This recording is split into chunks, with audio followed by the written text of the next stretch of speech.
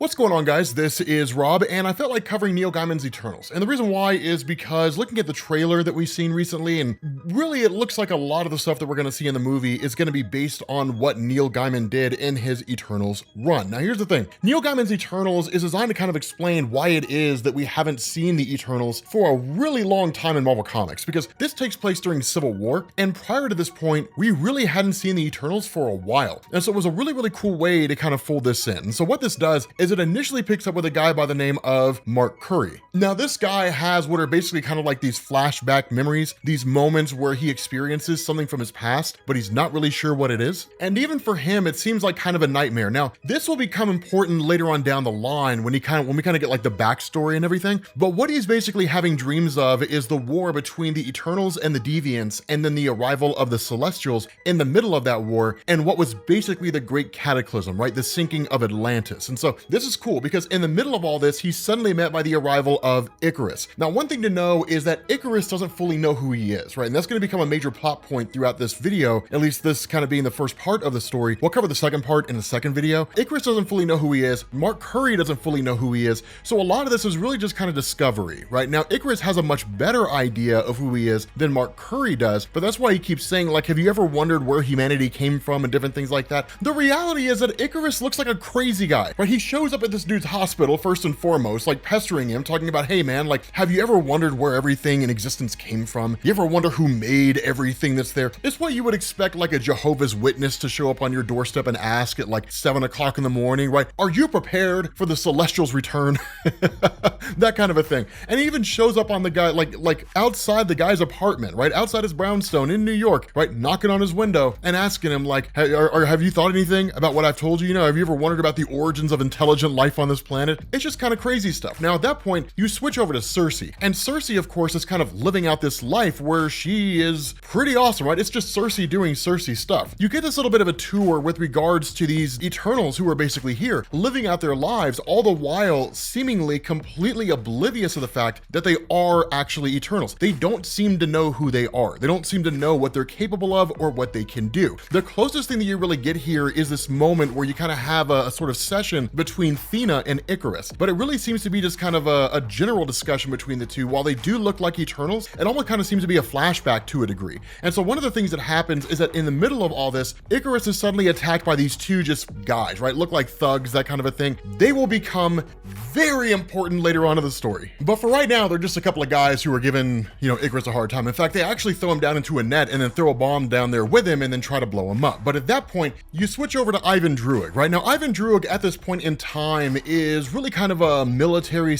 / representative of a nation known as Verazeka, I think is how you pronounce it, or Vorazeka. Whatever it is, it's one of the former Soviet countries, right? For those of you guys who aren't really familiar with that, back when you had the USSR, like during and after World War II, you had what was essentially just a whole bunch of smaller countries which had been conquered by the Soviet Union, and they were all just kind of unified under the banner of the USSR. With the collapse of the Soviet Union, the fall of the Berlin Wall and all that kind of stuff, Nikita Khrushchev losing all his power, that what you had, what was basically the Soviet bloc dismantling. And so a lot of those countries that had previously been really ruled by the Soviet Union had now become self-governing. And so in the Marvel Comics, basically Vorazeka is one of those places, right? So in the real world, there were a lot of them that were there, so a lot of them just haven't recovered. But the important thing is that's where this place comes from. Now, the reality of this is, again, much like the other people who are here, Druig does not know who he is. Instead, his working with Sersi is kind of interesting because they've known each other for like 1,000,000 years, but they don't know that they've known each other for 1,000,000 years. And that's why they're talking like strangers. Instead, the idea here is to work with Sersi to actually organize a party that's basically going to be held at the embassy of Vorazeka for the purpose of helping to kind of drum up tourism, to show people this is a place where they want to travel to. It's really geared more towards the rich and the powerful, right? Because when it comes to any organized society, specifically American society, if the rich and the powerful do it, those who are not rich and powerful will likely follow suit in order to appear rich and powerful, or to kind of get a taste of the lives of the rich and the powerful. And so it's a pretty smart move, if only for diplomatic reasons. But following that, you switch over to Makkari, who basically responds to the emergency room recall anyway, about this guy who basically is supposed to be blown up. He should be dead, right? This guy's got fractures, he's got, you know, burns and all kinds of stuff, only to find out that it's Ikaris. You switch over momentarily to Tony Stark to Iron Man as he meets with Thena. Now, Iron Man and Thena have a very lengthy history together, but again, like the other Eternals, Thena doesn't really know who she is. Instead, as she's performing these kind of weapon experiments, creating a bomb that can blind people, things like that, then it all comes to her exceedingly easily, because while it is basically in her nature to do it, she doesn't realize it, right? So it's like if you spoke Spanish all your life and then forgot that your ability to learn Spanish would be much easier than a person who's never learned Spanish in their life, because what you're doing is basically drawing on your subconscious, right? You're drawing on something you already know. You just don't know that you know it. And so because of this, Thena kind of makes this offhanded remark that it was really easy, you know, just like remembering, but this little bit of an exchange will become important later. But switching back over to Ikaris, this is when you get at least a partial spilling of the beans with regards to everything. It's kind of funny the way this happens, because when I was reading through this, I was like, okay, one of two things is happening. Either Ikaris doesn't remember how things were supposed to happen, or Neil Gaiman's messing with us.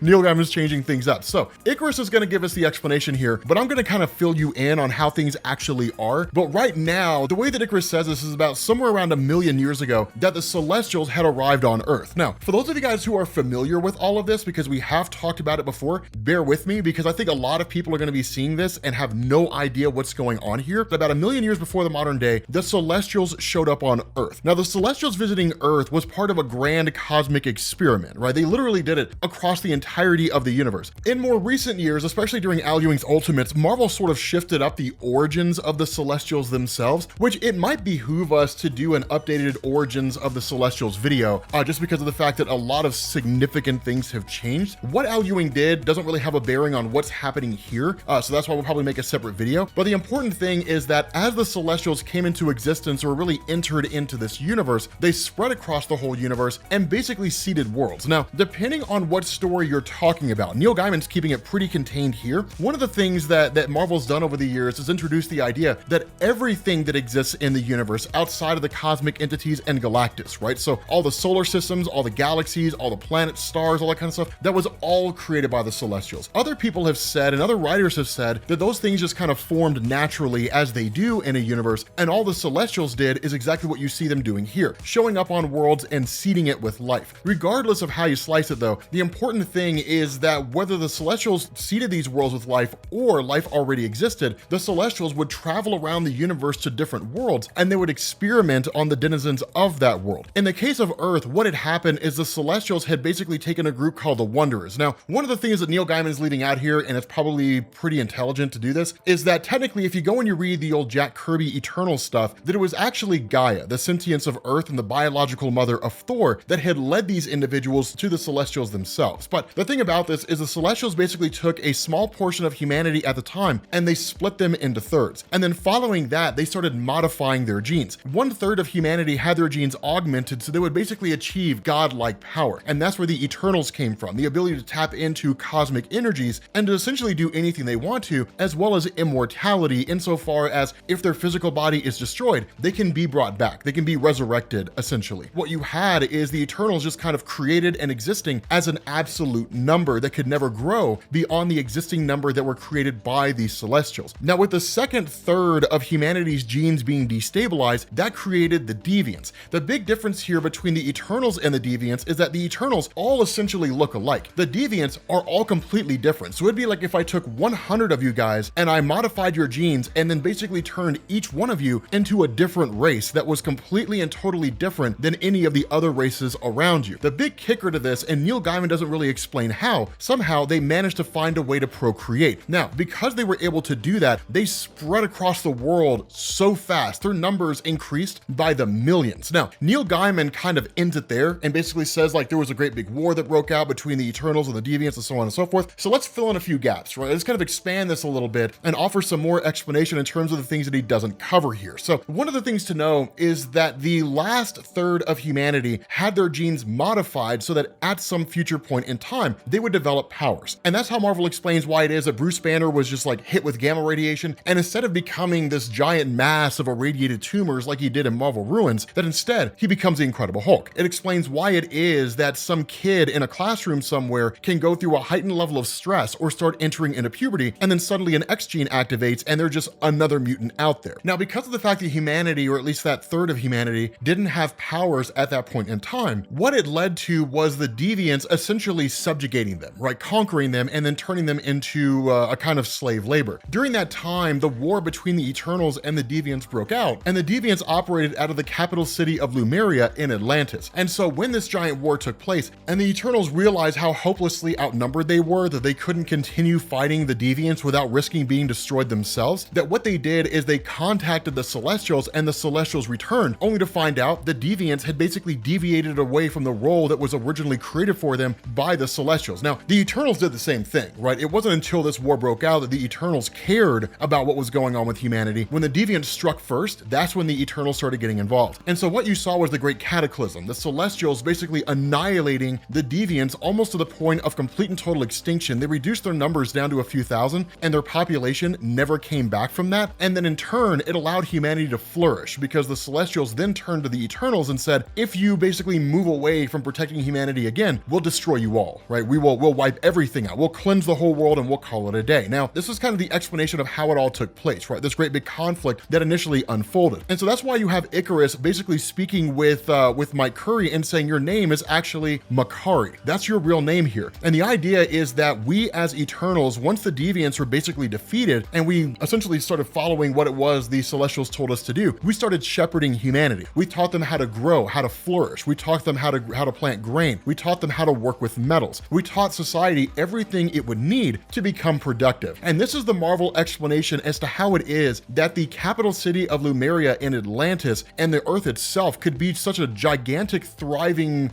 place, right? With all kinds of trade and commerce and, advanced technologies and things like that. And then after the Great Cataclysm, humanity essentially appeared to start over again, because it did, right? Humanity was pushed to the near brink of extinction. Baseline humans were really the only ones left. The Deviants had basically gone underground. And because humanity had largely been used as a kind of slave labor force, they weren't really properly educated. And so during that time, during this whole era, it really was almost like starting from zero. So it's very Aristotelian, right, in terms of how this whole thing goes down. But with this whole explanation being given to Makkari, he's kind of like, okay, this is crazy talk, right? Like none of what you're telling me makes any sense whatsoever, and it seems absolutely ridiculous. And so what actually ends up happening is a couple guys show up, the same guys that actually tried to blow him up. They seem to show up here, and then of course he's handed over to those guys, with Makkari not really knowing what it is that he's doing. And so during that time, a few things unfold. The first is that Makkari continues to kind of endure these sort of flashbacks to a degree, but while Ikaris is being held captive, he actually telepathically communicates with Makkari, asking him to find a way to free him, to save him, and to get him out of there, because those guys are essentially going to kill him. As far as Sersi goes, while she's there doing her thing at this great big huge party, what you have is actually Druig and a lot of people who are present here, and the whole thing pops off when like these armed terrorists come running in, start attacking the place, snatching up the scientists with the intention of racing off, and so on and so forth. And during that whole time, you actually have what is in effect the formation of a Unimind. Now the Unimind forming here is really kind of a smaller version of what it normally is. And for those of you guys who don't know what that is, the Unimind is something you only ever really see when Eternals come together, due to the fact that like a gigantic decision needs to be made and no one Eternal is equipped to make it on their own. So say for example that like something happened, the Deviants had like overran the world, there was no way for the Eternals to get a hold of the Celestials, and they said, okay, we have to like obliterate the Earth, in order to stop the Deviants from like spreading into the cosmos or something like that. I don't know, I'm just using some example. What would happen here is they would form the Unimind to, one, know whether it was actually the right decision to make, and two, if it were the decision that they made, blood would be on all their hands, because they made it as a singular cohesive unit. And so with that being the case, because this minor Unimind is formed, a handful of things happen. The first is that Makkari realizes he is Makkari, that he can move at hyper speed. And so following that, what you end up doing is switching over to Iron Man, who basically, appears on the scene, right, in the midst of all this chaos and all this insanity. And the funny thing is that while Sersi has woken up to this idea that there seems to be something going on with her, to a degree realizing what's happening, she doesn't fully grasp it. Instead, what actually ends up happening here is Iron Man takes Sersi to the side, seems to say something to her, and then basically leaves. Now, the reality of this is there are some people here that have powers, but none of them want to act. And the reason why is because most anybody here who has powers is likely unregistered. Remember, this takes place during the events of Civil War, or really in the aftermath of Civil War. Tony Stark's essentially won, he's director of S.H.I.E.L.D., but superhuman registration is still in effect. And so if you are an unregistered superhero, you can either register or you can be thrown into the prison in the negative zone where you'll just be left to rot, basically. And so because of that, none of these guys really want anybody to know that they have powers. But the crazy thing is a lot of this is really kind of coming from Makkari, who's basically recounting everything that's going on here. And the funny thing about this is that this whole recollection of what's been going on seems to be in the process of being recounted to Sprite. Now, the crazy thing about this is we don't definitively know that it's Sprite, right? In fact, we'll find out a little bit more about that here in a second. But regarding these two guys who had kidnapped Ikaris and are basically torturing him and experimenting on him, you end up finding out that, of course, these guys are Deviants. More so than that, what they're actually doing is they are reading from what's called the Book of Krask. And this is particularly important because what this book says is that, and then the Golden One, the greatest of all the Celestials, he who had created the changing people at time's dawn, he who rose up against his fellows, let my people be, he said, for did I not give them dominion over the earth and all that is upon it? But the other Celestials turned on him and tricked him. They swore to him that they would leave the changing people in peace. They were oath breakers. Then, and thus it is written, the oath of a Celestial is written on the winds of space. And he shone like the sun, but after they betrayed him, he was blacker than tar. They buried him, for they could not kill him. Beneath the earth, our dread Lord lies dreaming, yet all things change. And so what these guys are basically talking about is the dreaming celestial, right? Tiamut or Tiamut. It depends on who you're talking to. I always call him Tiamut, the dreaming celestial. Here's something to understand. This guy is powerful. Tiamut, the dreaming celestial, is on a whole different level than virtually anybody else that you've seen involving the celestials themselves. Like in this hierarchy of celestials, this guy's way beyond them. Now, there are a couple things that happen here that are worth mentioning, but are not overly important. For example, Druig realizes because he can kind of manipulate the minds of others by basically screwing with their memories or their experiences, tormenting them by their own life history, that what he does is start to realize he can rise through the ranks and actually rule this country that he represents. The second thing that happened is he actually orchestrated the terrorist attack, but instead of simply just kidnapping the scientists, that one of the people that was working alongside him turned against him. So when he visits this guy, he basically tells this guy to kill himself, and that's essentially it. But then you switch over to Thena, who of course is being held as one of the scientists by this, this group, essentially led by Druig himself. And during this whole event where she's being held captive, she suddenly realizes how deadly she is, right? That she can use anything as a weapon because she's the most prodigious fighter of all the Eternals. It's the reason why in Marvel Comics, in the early days of humanity, during the days of like Greek gods and all that kind of stuff, Thena was oftentimes considered to be the earthly embodiment of Athena, right? The Greek goddess of conflict or war or wisdom or whatever it is that she was known for. But the important thing is that Thena immediately starts realizing on who she is, right? Okay, so like I'm Thena, I'm an Eternal, I'm basically the best fighter of all the Eternals. So she immediately contacts Tony Stark, knowing who he is. And she's like, can you home in on this number? He's like, yeah. She's like, get here as fast as you can. So he basically races over there, takes all these guys out, gets a hold of Thena, and then basically flies off. Ikaris, after having essentially been killed, is properly resurrected. And so now that he's properly resurrected, the actual resurrection process takes place insofar as all his memories of everything are restored to him. Now, that's an important thing that happens when it comes to the Eternals. It's something that Kieran Gillen's modified a little bit in recent years during his Eternals run. But the important thing here is that when an Eternal dies, when they're resurrected and they're brought back, they're a clean slate. You can put anything in their brains that you want to, right? Like Ikaris could come back and the machine could be like, actually, you're the Stay Puft Marshmallow Man, and we need you to go attack New York, right? And he would believe it, right? Because he's basically a shell, right? It's like pouring water into a cup, right? Whatever you pour into that cup, that's what that cup will be. A cup of milk, a cup of water, a cup of tea. And so because of this, it's a very, very interesting process, but potentially also a dangerous one. The benefit here is that every ounce of knowledge, every experience that the Eternals have is backed up. It's actually what Jonathan Hickman essentially copied when it came to Krakoa in the X-Men comics, right? The fact that the X-Men back up everything that had happened to every mutant across the world so long as they've been to Krakoa, so that if they happen to be resurrected, they have their memories up until that point. They can be changed and modified, but they're basically the same thing. That's what's happening with Ikaris. His memories are being restored to him. And so as Makkari is spending time talking to this little kid, the first thing he asks is like, are you an Eternal, right? And this kid's like, no, I'm not an Eternal. I promise you, like, I am not an Eternal. I'm a human, right? Like, I'm a human person. I have no powers, no abilities whatsoever, which really begs the question, how does he know so much about the Eternals? Because he tells Makkari, like, touch that black rock over there, right? We'll find out if you're an Eternal or not. Touch that black rock and we'll see what happens. When he touches that rock, immediately this doorway opens and basically lowers them down into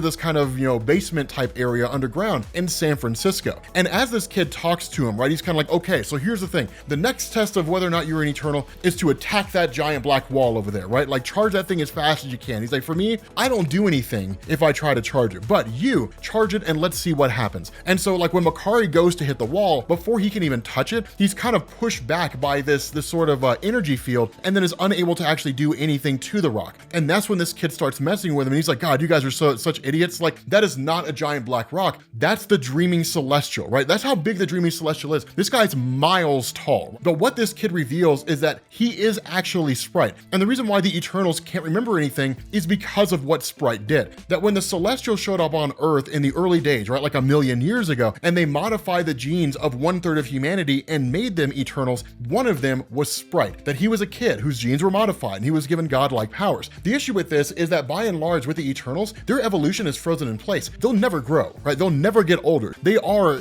by all standards of measurement, immortal and perfect. And so the biggest issue that Sprite had with this is he will never age. What really pissed him off is that apparently, like, Sersi has just like banged everybody, right? He's like, yeah, man, like every single like Eternal dude she's slept with somewhere along the line. He's like, but she'll never sleep with me because I'm like 11. He even approached her at one point and tried to see if she wanted to knock boots. And she was like, no, I mean, you're 11. That's not going to happen. And so ultimately that combined with the fact that he's been 11 years old for 1,000,000 years was enough for him to just not want to have anything to do with this. The only thing he could really do was find enjoyment in messing with people, right? So like showing up to a guy in 1901 out on a park bench and claiming to be Peter Pan, and actually setting the stage for the story that became Peter Pan, right? The character of Peter Pan in literature is based off of Sprite basically messing with a guy, right? All that kind of stuff. And so the idea here of Sprite was to essentially strip down and to eliminate the possibility of Eternals being what they are and to actually revert them back to humans. But that's not something you can easily do. If Sprite had kind of jumped into a campaign using his ability to create illusions and said, actually, we're all humans, and called it a day, it never would have worked. Instead, what happened here is that there was a scenario where a Unimind was formed and Sprite was part of it, right? It was necessary for Sprite to be a part of this Unimind in order to basically fix, the aftermath of this giant earthquake and so on and so forth. The important thing here is that Sprite realized,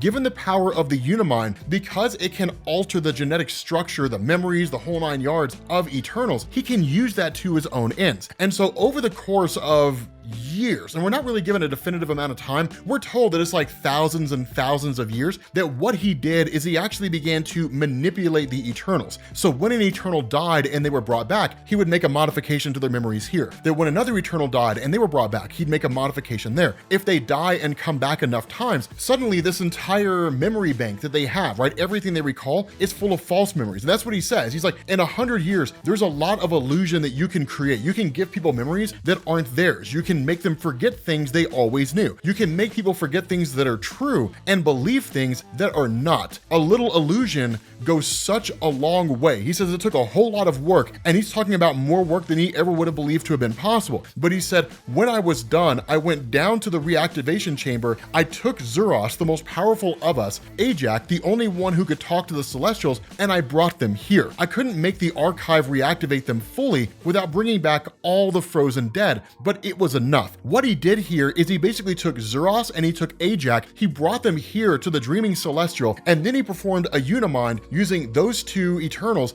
and the Dreaming Celestial, which basically gave him the power to do anything he wanted to. And that's one of the things he says, like, I could have done anything I wanted to. I could have made snow taste like chocolate, right? I could have made the rivers run red. I could have done anything that I wanted to in existence, but the only thing I ever wanted to do was to be human. And so using the power of the Dreaming Celestial, he essentially stripped away the Eternals' knowledge of who they were and then reduced them down to being humans. And so that's one of the crazy things here, is that because of that, everything that's happening here has all been done at the hands of Sprite, the greatest ruse that Sprite's ever done. More so than that, what you actually end up doing is switching over to Ikaris when he goes to see Thena. And once Thena begins to really understand who she is, all these memories of her actual life as an Eternal start flooding back. She's met by the arrival of Ikaris. And he's like, he just kind of hangs there for a second, and then he's like, do you know who I am? And she says, yes. And he says, we have to go now. And when she asks where, he says, it's the Deviants. They're going to wake the dreaming celestial, and if they do, they will kill the world. And they will. When the dreaming celestial, or if the dreaming celestial ever were to wake up, and it does, things are crazy. To give you guys a little bit of a taste of what we're going to cover in this next video, when the dreaming celestial wakes up, there's one line in the comic where it says that like the universe shakes in a way that it hasn't done in millions of years, and for the first time in a long time, Galactus knows what it's like to feel fear.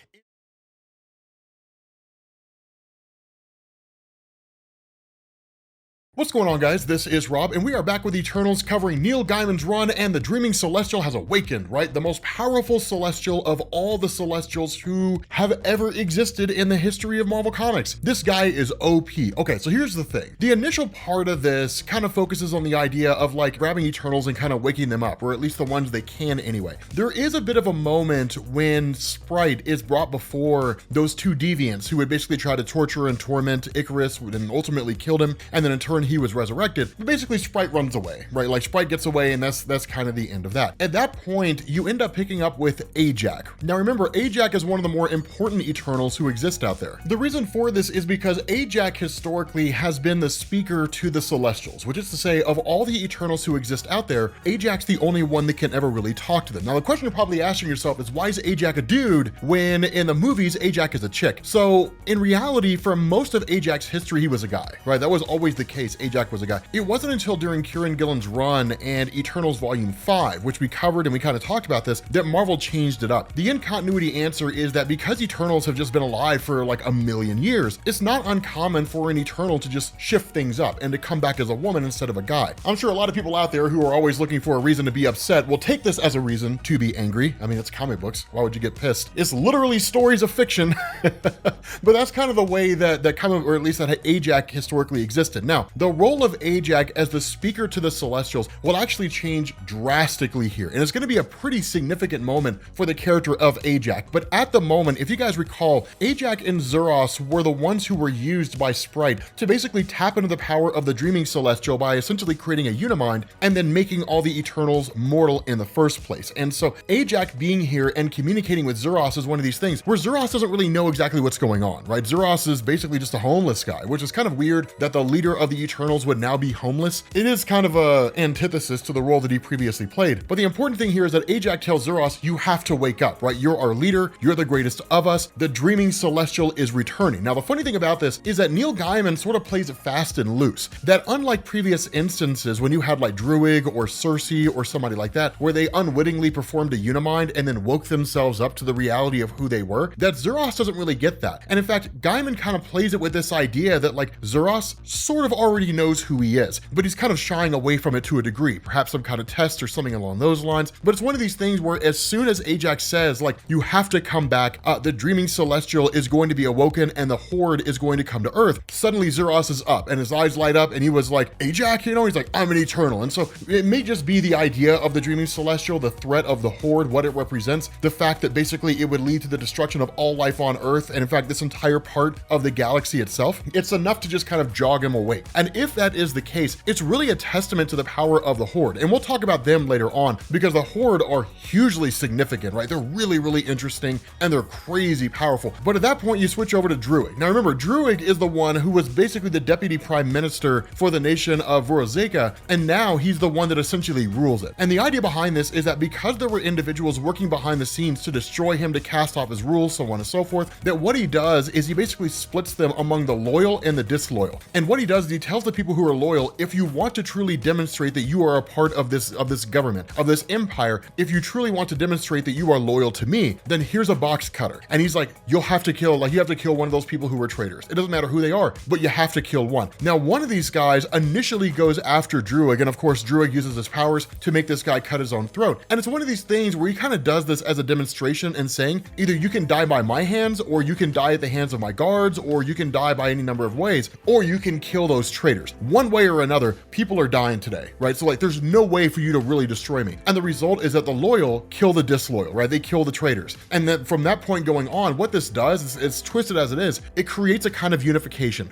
Even if the unification is only out of fear, when people are looking at individuals out there who are traitors and they haven't taken the lives of those traitors, they can still call themselves good guys. They can still call themselves heroes. But once they cross that line, once they kill them, now they're all unified in blood, right? Every one of them looks at the other and they know what they did. There's no way to avoid that. There's no way to look away from it or to hide from it. That's who they are as people. And that's the reality, right? When it comes down to it, when people are given a choice, when they're put in a corner that they feel like they can't get out of, they will show you who they really are. And in this instance, the idea, the desire to survive is overwhelming in comparison to the morality of taking out these traitors. So they take out the traitors because that's who people really are, right? If people come, when it comes down to it, if a person has to kill you to stay alive, they will do it. And so again, kind of switching over to these deviants who again have Makkari sort of contained here and using him as a vector to wake up the dreaming celestial, they provide a little bit of history here. And one of the funny things about this when it came to the deviants is that the mythos behind them, especially during the Roy Thomas days, to a degree the Dan Jurgens days, but with the Roy Thomas days, what you got here was this kind of explanation that was pretty straightforward, really kind of building on what Kirby did, but it was like the celestials showed up on Earth and they basically culled a huge portion of the deviants to the point that they were almost pushed to extinction because the deviants had essentially conquered humanity and attacked the celestials when the celestials showed up. And that was it, right? No muss, no fuss. Instead, what you get is the other side of that coin, the way in which the deviants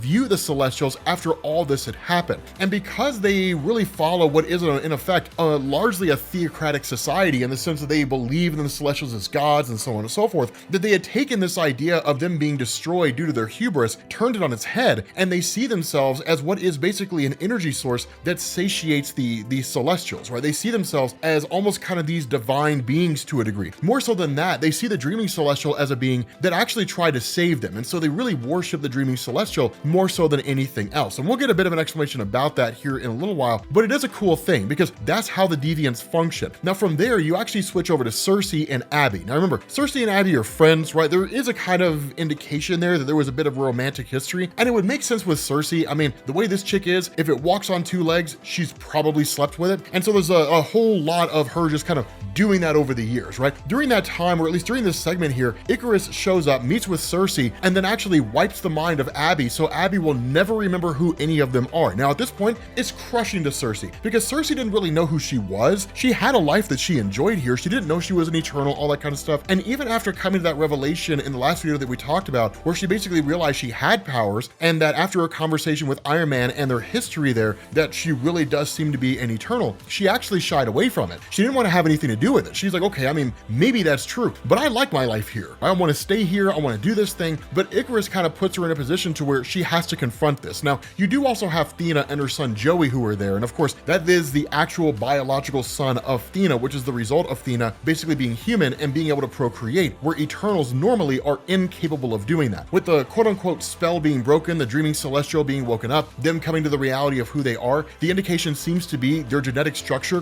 goes back to being to that of an Eternal, as opposed to simply just being a human. But regardless of how you slice it, the important thing is that Abby's kind of left behind. Now, the promise that's made here, if Sersi goes with Ikaris, the promise that's made is that Abby will be able to go back to remembering who they were, that Sersi can actually give her that. But the important thing here is that Druig's aid is also needed because there's so few Eternals here that being able to muster a force capable of at least challenging the dreaming celestial or bringing it, keeping him from coming up, it requires all the Eternals to act in unison, largely because a unimind is going to be needed. The bargain that's made between Zuras and Druig is that in order for Druig to step up and to be willing to act, that the entirety of Druig's nation has to basically be left alone. That it's one of these things where I will help you, but basically my nation is wholly my own. You will never come here. You will never cause conflicts here. No matter what I do here, you will never step in. And the bargain that's made is okay, right? Like that's it. Zuras goes with it. And the reason why is because Zuras needs Druig more than Druig needs Zuras, right? I mean, I guess they all kind of need each other together, but at the end of the day, it's a pretty good move made on Druig's part. smart, right? And that's kind of always been his character: manipulation, subterfuge, things like that. But while all this is happening, right, the power of the Dreaming Celestial is coalescing, the Dreaming Celestial is slowly beginning the process of coming to. It's all being observed by Hank Pym and Janet Van Dyne, right, two of the Avengers, because it's all causing seismic activity out in San Francisco. Now, the crazy thing about this is that once enough energy is coalesced and the process is completed, and basically the Dreaming Celestial rises, as it stands, it's colossal. Now, initially, as it appears, it's completely black. Now, the funny thing about this is they talk about the Dreaming Celestial as being something that's golden. The whole idea behind this, though, is that once you have Ikaris and Sersi and Thena and these guys who essentially show up on the scene, that they realize what's really going on here is once the rays of the sun hit the Dreaming Celestial, that's when it will turn gold, right? It kind of returns back to its normal form. The idea of it being black largely seems to be both symbolic and literal, in the sense that it was kind of cast down into the earth. Its color was changed to basically illustrate that it was an outlier. It's a cast out celestial. It's not part of the greater celestial host, and instead being locked here seems to kind of taken its color away. Of course, with the sun rising and it absorbing all those energies into itself, it returns it back to its normal color. There is a bit of a fight that breaks out between the Deviants and the Eternals. Nothing major here, right? It's not a great big huge conflict. It's kind of cool to see. Ikaris uses the ability to shoot energy from his eyes to overcome these Deviants to a degree, and then some of them are turned into like a tree, right? Like they're merged together into a tree, and like that's basically it, just kind of locked there, kept there, and just left in that stasis. But once the light hits the Dreaming Celestial and turns them gold, a couple things happen. The first is that on the blue area of the moon, the Watcher, who sees everything, looks away, because the Watcher realizes what the threat of the rise of the Dreaming Celestial truly represents. The other thing that happens is that all the way, halfway across the entirety of the Milky Way galaxy, where Galactus is in the process of beginning to consume an entire world, he senses the arrival of the Dreaming Celestial and he gets scared, right? This is one of the very few things that scares Galactus. Now, it's only a single page, it's not overly complex, but this is enormous, because what we're talking about here are people with just astronomical levels of power. To the layman, right, to the average individual, the normal human living on Earth, there's no differentiation between what the Watcher can do and what Galactus can do, right? It's just their power is just that high up there. But once you get up on their level, and we're looking at it from really a more even direction, there's huge differences in what they're capable of, but their power is so extreme. Reality warping, the ability to create life, different things like that. Yet despite the power they have, the ability to manipulate and control cosmic energies on that scale, their power is dwarfed by that of the Dreaming Celestial. He's just that far beyond all these guys. And depending on what fan you talk to, and I'm one of them, the power of the Dreaming Celestial can rival that of Eternity depending on the situation. He's just that astronomically powerful. But in the midst of this whole thing, kind of switching back to Earth, with Hank Pym and Janet Van Dyne basically contacting Iron Man and telling him what's happening, they arrive on the scene. Now, what you get here is a bit of a skirmish between the Eternals and these Avengers. But it's kind of funny, because this battle is no measure of a battle at all. Like, quite literally, Thena goes running up on Iron Man and shuts his suit down like that, right? I mean, it's like literally, she runs up on him and it's just like done, right? She shuts his suit down and then sends him crashing into the earth. And then in turn, Ikaris basically uses his ability to control minds on Hank Pym and is like, just stand here right now. I know it's not the most exciting thing there ever was, but it is cool to see, because what this does is it actually gives you an idea of what the Avengers are capable of, or at least what they're incapable of in the face of the Eternals. The Eternals were designed to be these angelic, near godlike beings who were capable of virtually anything so long as it falls in the purview of being able to manipulate cosmic energies. The Avengers pale in comparison to these guys. The only person that I could see who would really stand a chance against the Eternals, as long as the fight went on long enough, would be the Incredible Hulk, and only because of the fact that the Hulk just keeps getting stronger as time goes on. Beyond that, most anybody would lose to the Eternals in an actual physical fight. Now, once you start introducing like the higher levels of Thor, like if you were to enter into like the Berserker state, right, the Warrior's Madness, well then that totally changes things, right? That starts to shift things up. But just Thor walking around with his hammer, I have a hard time believing he'd be able to successfully go toe to toe against like 100 Eternals, right? They would just overpower him, especially if they went into the Unimind state. That would basically end everything. But as it stands right now, the Avengers are basically just overpowered quite readily. And it's kind of a funny thing, because what you have here in the midst of all this, right, while you have Sersi and you got Ikaris talking and you have Hank Pym watching it all unfold, that you actually see the Dreaming Celestial stand up. And that's when you realize just how big the Dreaming Celestial is. This guy's half a mile tall. Now, here's one thing to understand when it comes to these guys. Celestials do not have a finite size. The size they give us, or the size that we see them in, is usually done just because of the fact that it makes it easier to see what's actually happening. Celestials can be any size they want to be. And we've seen Celestials that can be like 25,000 feet tall, if that's how tall they want to be. But in reality, if the Celestials showed up on Earth and you saw a conversation between the Celestials and like anybody else, it wouldn't be very interesting if all you saw was like Iron Man talking to a Celestial's boot, because he's nowhere near as tall as the Celestial's shoe. And so that's why more often than not, when you see the Celestials, they're drawn to be large enough to where it really gives you context in terms of just how big and imposing and powerful they are, but they're not drawn so tall that it just comes off as weird. And so during this time, because of what's going on, you do have Makkari who wakes up, but then you also have Ikaris who actually travels to try to speak to the Dreaming Celestial. And then of course you have Zuras and those guys who show up and they're like, what are you doing, man? Like, Ajak is the one who talks to Celestials. Ikaris, stop being a weirdo. Then what you also have is basically Druig and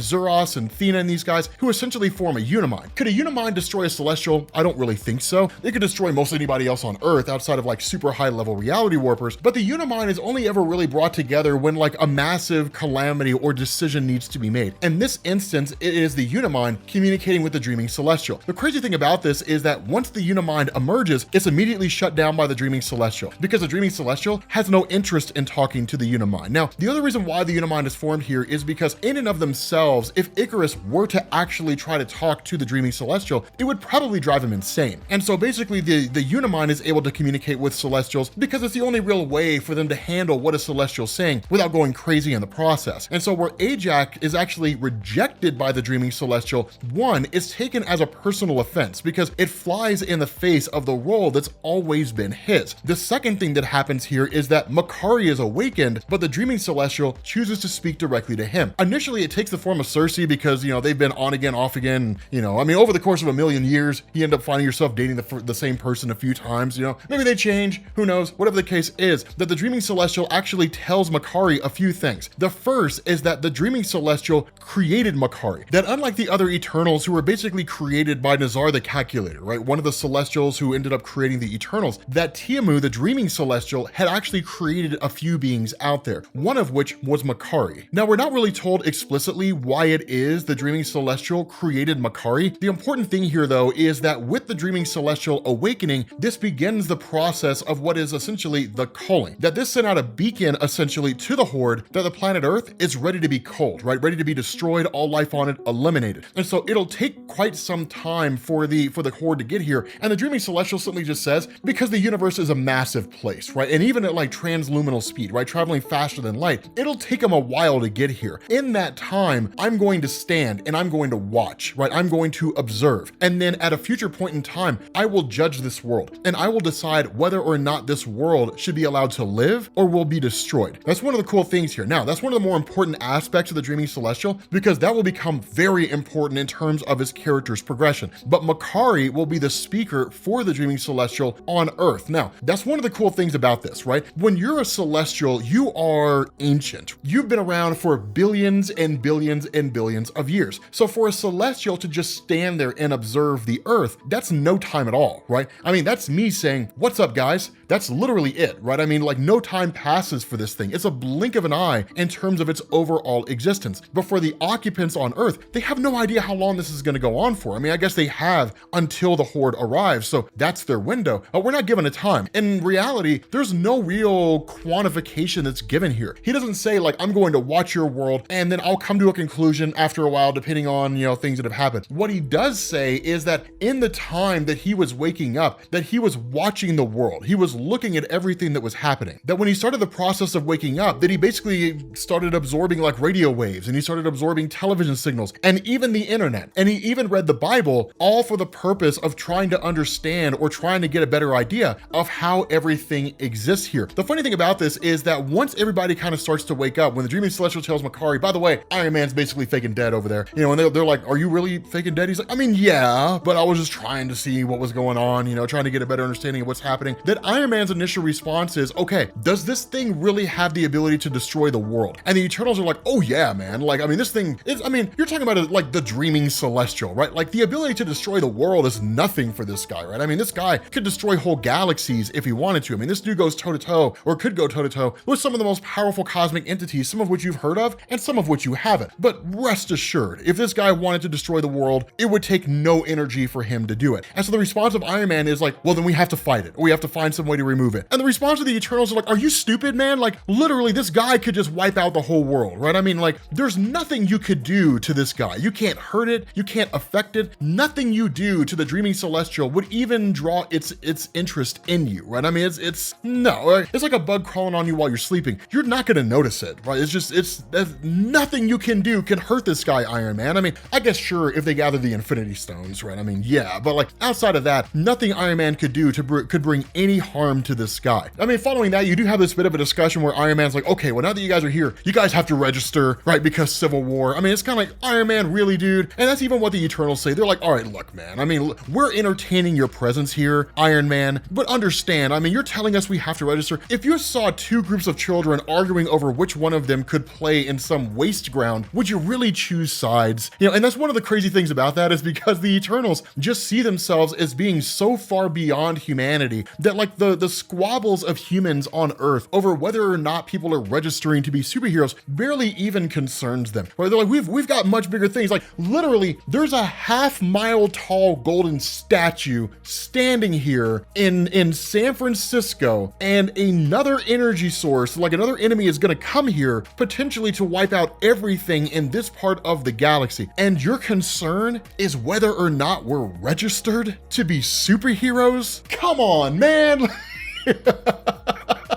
It's probably the most condemning explanation of the nonsensical nature of superhuman registration, right? I mean, it's one of those crazy things. And so during this time, what you actually end up having is the Deviants who show up here, right? Now, the Deviants really are looking at this as a way to destroy what's left of the Eternals, right? The blood feud never went away. And so the Deviants are like, we stand the best possible chance right now if we were ever going to destroy the Eternals, right? They've got 4 number. They got 4 to their number. They got 4 Eternals. That's all they have. The other 96 are out there somewhere in the world, and they don't know that they're Eternals. And if these 4 are destroyed, those Eternals will never realize they're Eternals, right? So if we destroy these 4, we've got 6,000 of us. If we destroy these 4, then like it's cool. Everything is copacetic. And so what you actually get here is this really, really cool bit of a challenge from Makkari, right? This guy who can just run super fast. And he says, okay, so here's the deal, right? Here's what's gonna happen. He says, I'm gonna give you a shot, right? I'm gonna give you 3 chances to hit me. If you can hit me in one of those 3 shots, then we'll call it a day, right? Like I'll sacrifice to you, you guys take us, you know, and everything's done and over, right? Like we're gone forever, that's the end of that. But if I hit you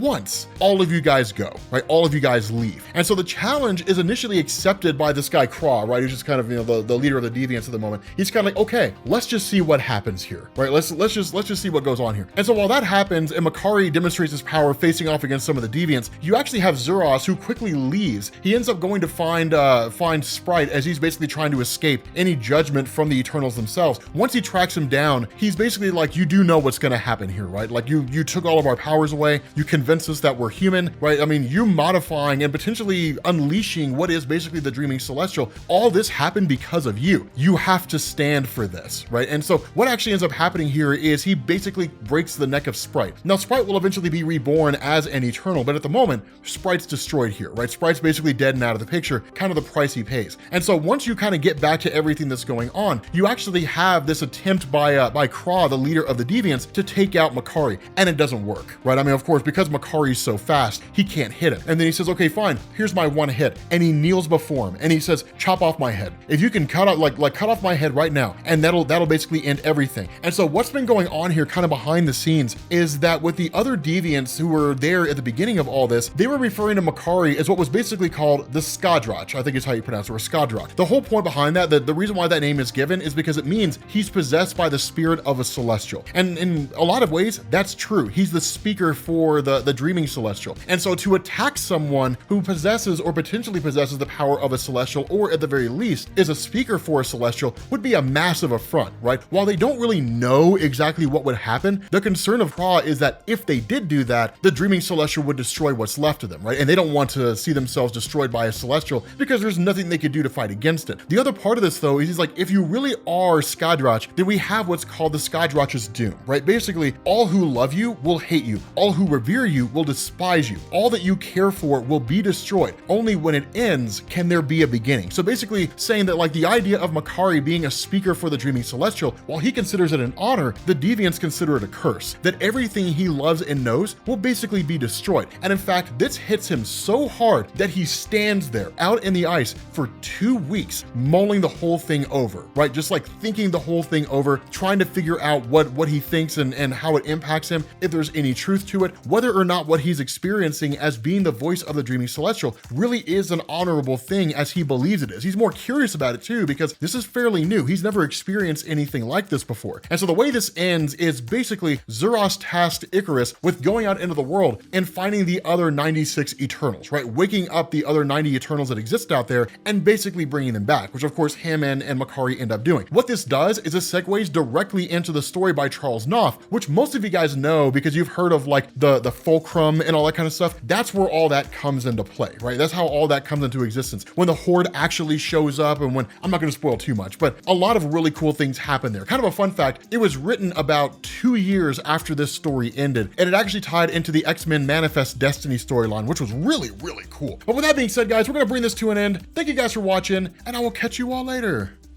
Peace.